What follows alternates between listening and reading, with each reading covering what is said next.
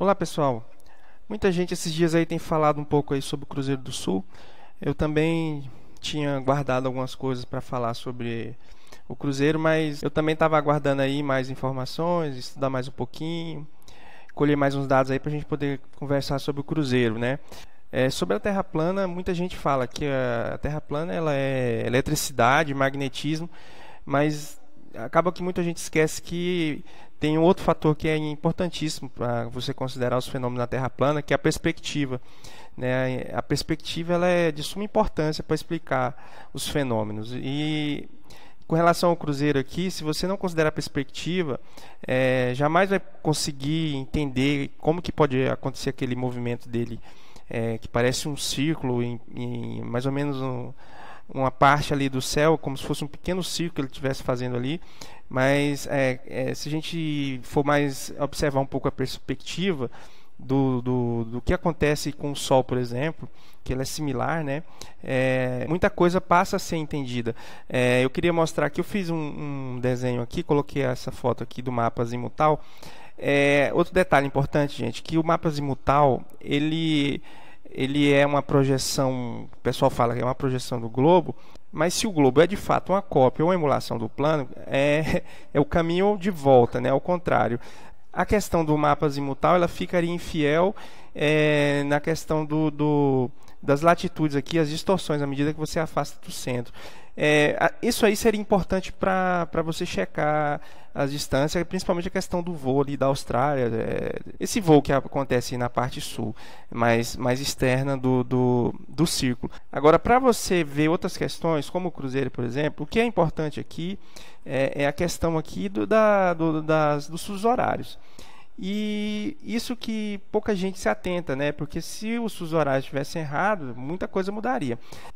O que acontece, gente? Teve um dia aí, uns meses atrás aí, reuniu vários terraplanistas aí no mundo inteiro, acho que mais de 30 pessoas, em vários locais aí. Tinha gente na Noruega, na Suécia, na África do Sul, na Austrália, no Brasil, na Argentina, em vários lugares, né? Para checar, no Havaí também, né? Nos Estados Unidos, para variar, assim, bateu o recorde, né? Muita gente lá nos Estados Unidos, muita gente, terra plana nos Estados Unidos é muito forte. Então, infelizmente, podia ter mais gente em outros lugares, mas com o tanto de pessoas que estava fazendo ali o experimento, deu para checar essa questão aí do fuso horário. Então, gente, eu não vou falar sobre o mapa aqui, eu estou tentando aqui fazer, já fiz muita coisa. Eu queria mandar um abraço aí para o Lívio Koenig, que ajudou bastante aqui para a gente entender algumas coisas com relação ao mapa, mas esse vídeo aqui especificamente é sobre o Cruzeiro, não é sobre o mapa, que vai interferir na questão dos voos. Quem sabe mais para frente, quando a gente tiver mais entendimento aí, mas a gente está no caminho. É só para falar aqui sobre o Cruzeiro, porque muita gente tem falado, então vamos deixar mais um pouquinho de informação, porque acaba que muitas pessoas passam a buscar e dar os insights em outras pessoas, para elas terem outras ideias também, né? Cada um que coloca uma informação ajuda outro a pensar, viver de uma forma diferente e tal. E isso é bom para ir desenvolvendo o raciocínio e a teoria de como que acontece os fenômenos. Então, com esse experimento aí do meio-dia solar, que com relação aí da menor sombra, né, que o Sol vai circulando, e outra coisa que essa questão do circular, isso aí, será que é um círculo perfeito? Se fosse um círculo perfeito, eu acho que muita coisa poderia ser diferente. Então, eu particularmente aqui estou achando que não é bem um círculo perfeito que ele faz ali em cima. Pode ser mais para um elipse, mas isso aí a gente precisa de mais estudos aí. Tem gente aí, um professor, não sei da onde aí, o cara disse que por que vocês não têm uma previsão azimutal de não sei o que, e papapá. É uma coisa assim, olha, os egípcios, os fenícios, povos antigos aí, né, sabiam previsões de eclipse, de tanta coisa, né, do Sol, conheciam os chineses. O chinês sabia tudo, né, sobre os astros, né, e E eles sabiam de globo, de gravidade, alguma coisa dessa ciência moderna? Não, não sabiam. Quer dizer, os caras tinham esse conhecimento, mas isso tudo foi perdido. A gente está fazendo um caminho aqui do zero, de leigos aí, que foram despertados por conta dessa... Porque já havia desconfiança, muita gente já desconfiava dessa ciência moderna aí, que muitas vezes ela está... Se você for estudar a história, de onde saiu o pensamento científico moderno, embasado em muita coisa fraudulenta, sim. Não adianta vocês acharem que é tudo com isenção, que não é, porque é um pensamento revolucionário. A Revolução Francesa, ela foi um marco na história da humanidade. Ela simplesmente quis apagar todo o passado, e a ciência faz parte disso também. Ela não apagou só formas de governos, tradições, costumes que vinham de uma época já há muito tempo, né? Mas ela quis apagar principalmente o conceito do divino, do sagrado. Se você estudar a história, especialmente a Revolução Francesa, ela é um marco, sim, nessa mudança radical de pensamento revolucionário. Ela é a mãe de todas as revoluções, é a mãe de todo pensamento moderno antropocêntrico. Ela influenciou bastante a vida do mundo depois do século XIX, né? E, inclusive, ela, ao tirar Deus do centro da vida das pessoas, ela criou um vácuo que foi ocupado pelo Estado e pela ciência. A ciência passou a ser inatacável e o Estado cada vez mais autoritário. Isso aí a gente percebe, está a olhos vistos cada vez mais. Você vê o Estado crescendo para cima das pessoas, e em alguns países já em ditaduras, outros... O século XX foi terrível, né? Nunca se matou tanta gente como no século XX, mas se você vê a raiz de tudo isso aí, está na Revolução Francesa, porque ela realmente criou esses dois semideuses aí, ciência e Estado, que não aceitam ser inatacável essa ciência, que a gente sabe de onde vem, né, desse grande arquiteto aí do universo. Mas enfim, depois dessa pincelada aí sobre os acontecimentos, a história e tal, voltando aqui ao experimento, o que aconteceu nesse dia aí? Foram dois a 3 dias, pessoal acompanhando o Sol, né? Então foi confirmado aqui que realmente as posições dos fusos horários não são diferentes do mapa de Glinson nem do globo. Seria um furo muito grande, né? Os caras não iam fazer isso. Como realmente a gente já tem fortes indícios, e cada vez chegando mais perto da verdade, tudo não passa de uma grande fraude aí, eles não deixariam um furo tão grande, né, nos fusos horários. Então o mapa, que seria da Terra plana, vai mudar em termos de posição aqui das distâncias. Você não tem a aferição ainda correta de qual a distância do Chile para a Austrália. Na minha opinião, ela não vai dar 11 mil, vai dar mais, mas isso é com relação aos voos e tal. E assim, então, tendo os fusos, se você parte de Greenwich aqui da Inglaterra, a cada 15 graus dá 1 hora, então chega 3 horas depois de Greenwich, vai estar aqui no Brasil. Aí você vai dando o giro, mais ou menos 15 horas depois de Greenwich, vai estar ali na Austrália. E fechando o giro aí, a combinação, né, das grandes massas de terra com os fusos horários, dessa forma aqui, está correta, assim, pelo que a gente testou pelo meio-dia solar, não deu muita diferença, deu algumas diferenças aí de latitude, mas assim, com relação à posição dos países, parece que não vai ser diferente. Ou seja, a Austrália vai estar aqui mesmo, não vai ser espremida, porque isso aqui é um problema da projeção azimutal, porque quando você vai para fora do centro, né, ela vai ficando espremida, mas em termos de posição geográfica, né, ela não vai mudar, nem o Brasil, então está todo mundo aqui mesmo. Agora, quando a gente vê o Cruzeiro do Sul, que o pessoal diz aí que não tem como, né? Que é como se você estivesse olhando para o sul ao mesmo tempo olhando para o norte. Eu queria ver aqui com vocês a questão da perspectiva, porque é o seguinte, inclusive o rapaz aí, aquele canal Além da Nuvem, ele falou uma coisa interessante, que parece que um amigo dele aí falou que possivelmente o Cruzeiro do Sul ele pode estar a 200 mil quilômetros, né? E realmente, se você colocar o Cruzeiro aqui na borda aqui, como se fosse o domo aqui, já do lado do domo, vamos supor que esse domo esse firmamento saísse aqui sei lá, a 1000 quilômetros, não sei, ninguém sabe qual a espessura dessa camada de gelo, né, da Antártida, mas assim, se você colocasse ele aqui próximo, ele ficaria meio estranho, porque o giro dele é muito rápido. O rapaz do canal lá, Além da Nuvem, ele ainda falou, realmente o Cruzeiro do Sul, o giro dele é muito rápido, né? É perceptível no céu, você vê ele girando assim nitidamente, ele caminha muito rápido. Isso aí, em termos de perspectiva, é que ele tá quem faz um giro muito grande, né? Eu coloquei aqui, o círculo dele tem que ser muito grande para ele fazer esse caminho rápido, porque a velocidade angular dele seria a mesma, né? Eles têm que agir. Se ele estivesse aqui perto do centro ou do domo aqui, a velocidade teria que ser angular, é a mesma, né? Daqui fora, mas a velocidade escalar aqui fora no extremo do círculo aqui tem que ser muito grande para ele conseguir vencer os 360 graus, né? Que eu acredito que esse é o movimento do Cruzeiro do Sul. Ele faz um giro aqui de 360 graus, e a perspectiva engana os nossos sentidos, né? Que você acha muitas vezes que ele está fazendo um giro ali curto, um ciclo, e ele desaparece ali embaixo e fica só por ali, por isso que seria impossível dele ser visto ali na Austrália, mas não.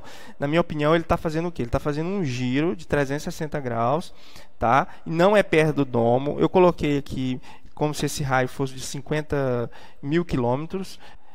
O raio da Terra seria de 20 mil quilômetros, como a gente já falou, mas o raio do Cruzeiro seria um raio de 50 mil. Eu estou chutando, eu não sei que distância é essa, pode ser maior. Se for 200 mil quilômetros, mais ainda fica condiz com o que a gente percebe no céu, mas a gente não sabe dizer. Agora, milhões de anos-luz é que acho que com certeza não vai ser. Então, eu coloquei aqui o Cruzeiro mais ou menos, né, nesse círculo maior aqui de 50 mil, né? E aqui seria esse do mapinha aqui, tá 20 mil. Então, a gente vê aqui, esses horários que eu coloquei aqui, não é o fuso horário saindo de Greenwich, eu coloquei os fuso horários do Cruzeiro mesmo, né? Como se ele aparecesse no céu aqui, ó, às 19 horas. Então ele aparece aqui, ó, às 19 horas e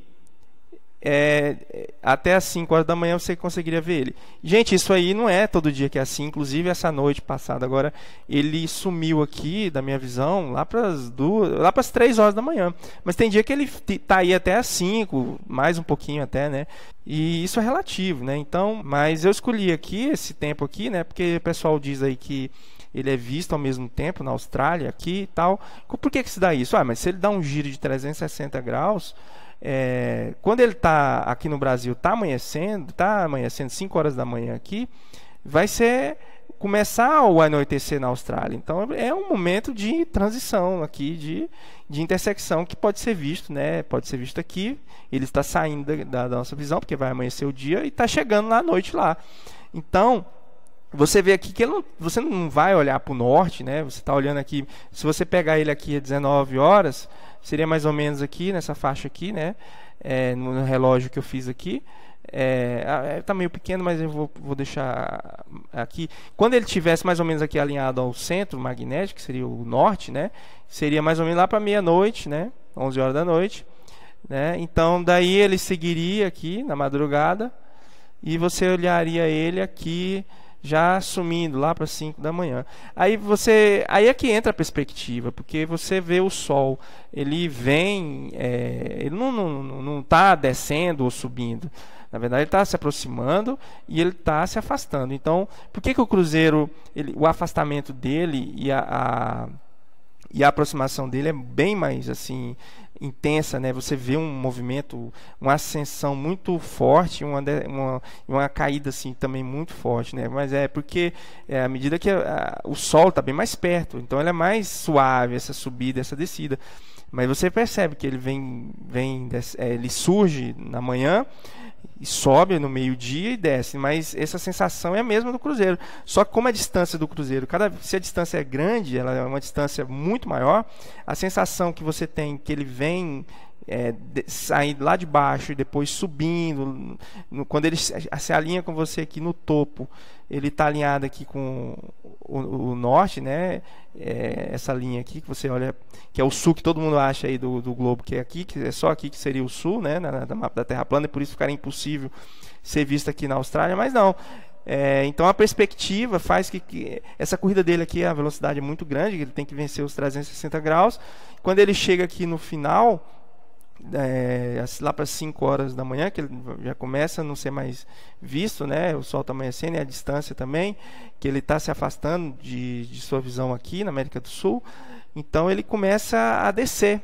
É o mesmo efeito do Sol, né? Se você pensar em perspectiva, meu entendimento aqui do cruzeiro é esse. Então, a partir daqui, ele começa a ser visto na Austrália já, ó. Mesma coisa, ele começa a sair de baixo aqui da Austrália, às 5 horas da manhã, pode ser 6, eu estou pegando um exemplo aqui porque as horas não são fixas, né? O cruzeiro, às vezes, ele fica mais tempo no céu, outras vezes ele fica pouco tempo. Talvez ele se aproxima, ou ele está num círculo mais afastado, ou um círculo mais próximo.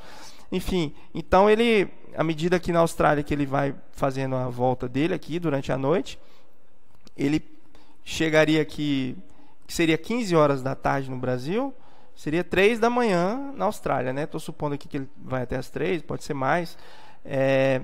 Aqui, esse verde aqui, essa linha verde seria o campo de visão da África, né? Na África do Sul. Aqui, então, seria 1 hora da tarde no Brasil. A África do Sul, ela está 5 horas adiantada no fuso horário do Brasil. Se aqui é 1 hora, ela começou para ser visto lá para 6 horas da tarde na África e vai até as 23 horas nossa aqui, que seria as 4 horas da manhã, 5. Então esse aqui seria o campo do verde, essa aqui onde passa a mão aqui, da África, o amarelo da América do Sul e o magenta, rosa aqui, da Austrália. Então, nesse ponto aqui seria ponto de intersecção de visão aqui, ó, tanto da Austrália quanto da África.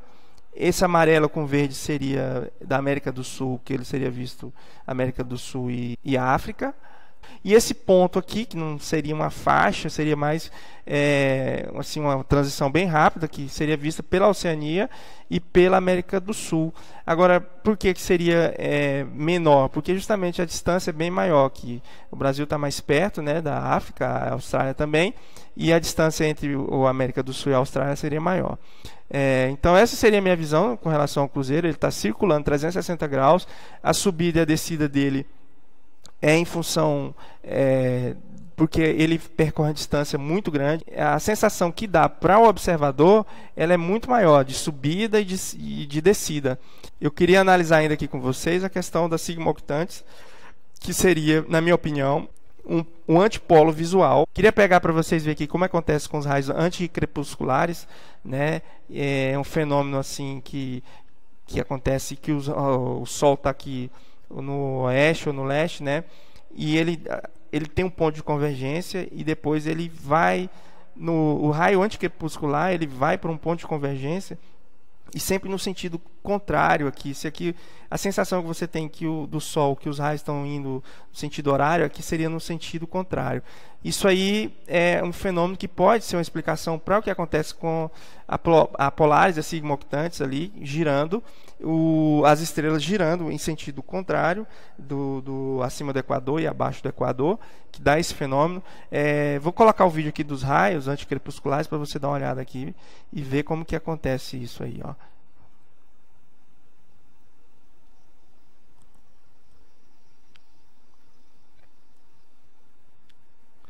Aqui seria um ponto de convergência. O Sol está lá do outro lado, ali tá. Se aqui for de tardezinha, né? Aqui vai ser o leste, o Sol está lá no oeste e tem um ponto de convergência aqui em cima.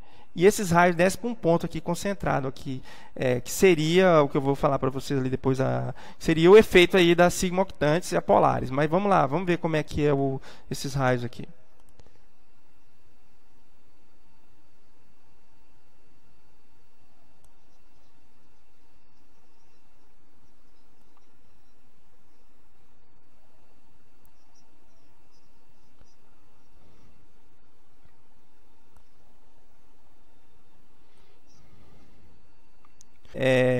Se você vê, o efeito da perspectiva é o mesmo que pode acontecer aqui no sigma octantes. Quando você olha um eixo aqui rodando, se você olha esse bonequinho aqui olhando para essa roda aqui onde está a mão aqui, essa aqui rodaria no sentido, lógico que fisicamente as duas estão indo para frente, né?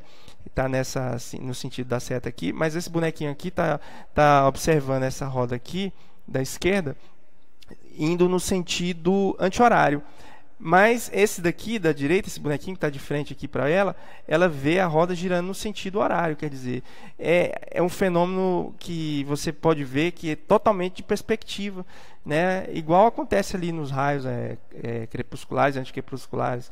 Você vê aqui, é como se fosse a parte acima do equador fosse girando em um sentido e a outra parte. A observação é que tem um giro ao contrário. Então, se você vê as estrelas do equador para a extremidade, você vê ela no sentido, girando no sentido. Então, é pura perspectiva. Você está vendo aqui é o efeito de perspectiva total, que seria similar a esse fenômeno que acontece aqui dos raios crepusculares, anticrepusculares, que poderia ser, no meu entendimento, uma explicação aqui para o que acontece com a Polaris, a Sigma Octantis, tendo ponto de convergência aqui nessa parte central. Isso não quer dizer que você tem que ver a Polaris lá, você estando aqui no sul, e vice-versa, quem está no norte, lá no centro, vendo a Sigma Octantis e o Cruzeiro do Sul, não. Mas é que, se você tem esse polo, a gente já sabe que a Polaris, realmente, todos giram em volta dela ali. Você pode ter, sim, por que não, e esse antipolo visual ali ao sul, que ele está girando, mas só que por ser um ponto de convergência, você não vai perceber ele girar.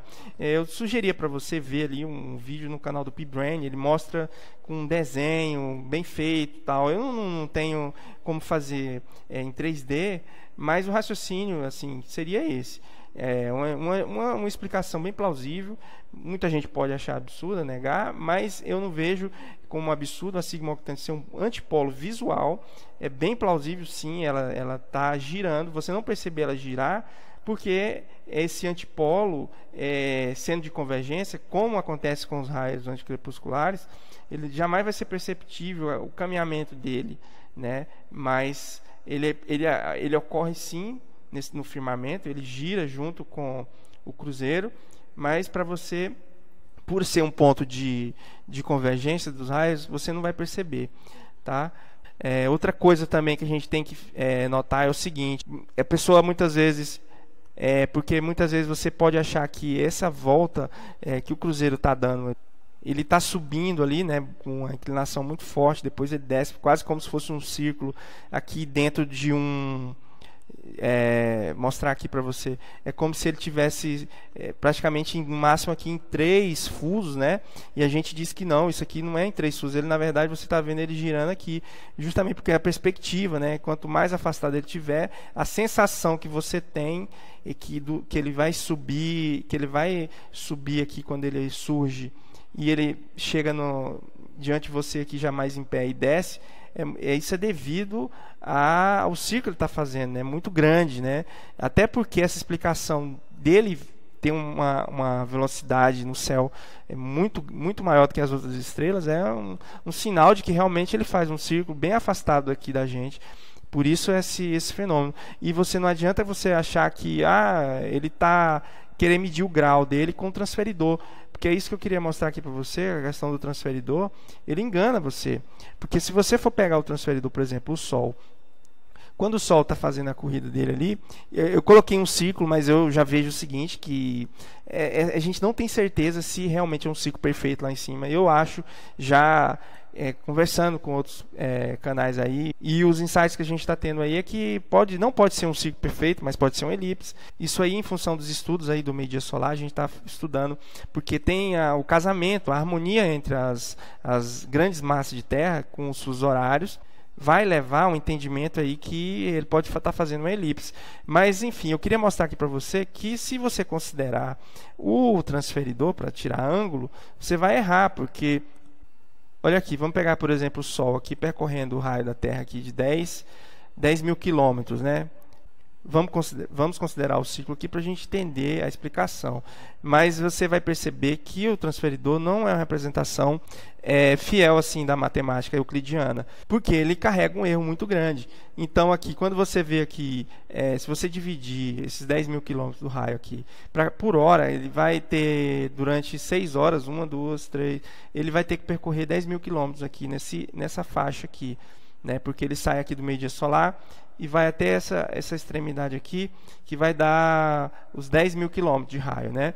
Então, se você vê na primeira hora aqui, só que acontece o seguinte: para cada hora, o grau, a hora são 15 graus. Então, aqui são 15 graus, uma hora mais 15 graus. Quando for 45 graus é porque já passou 3 horas. Mas à medida que vai passando cada vez mais, a distorção, o erro é muito grande. Como aqui, ó, na primeira hora, o Sol tem que caminhar 1.670 km, na segunda mais 1.670, porque ele está fazendo a volta dele ali. Não pode ser na terceira hora ele dá uma acelerada, não pode. Então, quando você pega para medir o ângulo aqui, a perspectiva muda totalmente. Então, você vê que já dá uma diferença aqui. Por isso que a gente tira a distância, a altura dele no media solar, porque o erro é praticamente zero aqui, ó. Se você pegar no media solar, a diferença que o transferidor vai dar é muito pequena, então o erro é muito pequeno. Mas quando você passa muito tempo, passou uma hora aqui, já dá uma diferença.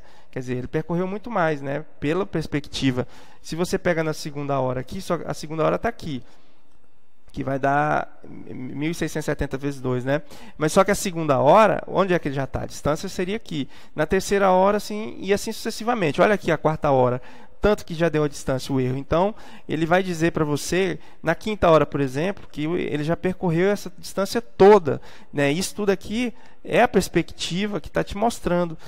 Porque muitas vezes a gente vai olhar para ele achando que ele está na angulação, só que a perspectiva ela vai te mostrar que é totalmente diferente. Então, você não pode pegar, querer com o transferidor falar, não, eu estou vendo o cruzeiro aqui, eu estou vendo o cruzeiro aqui do sul aqui, e ele está fazendo só esse movimento aqui de poucos graus aqui, tá, mas a perspectiva, ela não vai você não vai poder mensurar isso aqui, porque a perspectiva vai te enganar. Então, a gente tem entendimento que ele está fazendo sim a volta aqui, 360 graus em volta do círculo. Essa volta, por ser uma volta bem rápida, ele tem que estar bem afastado, a gente não sabe quanto, mas a gente vê que a perspectiva dele de subir e descer assim, bem inclinado, bem forte, mais do que o Sol, inclusive, é porque justamente ele está numa distância maior. E aí, quanto mais distante, maior seria o efeito que ele tem na nossa visão.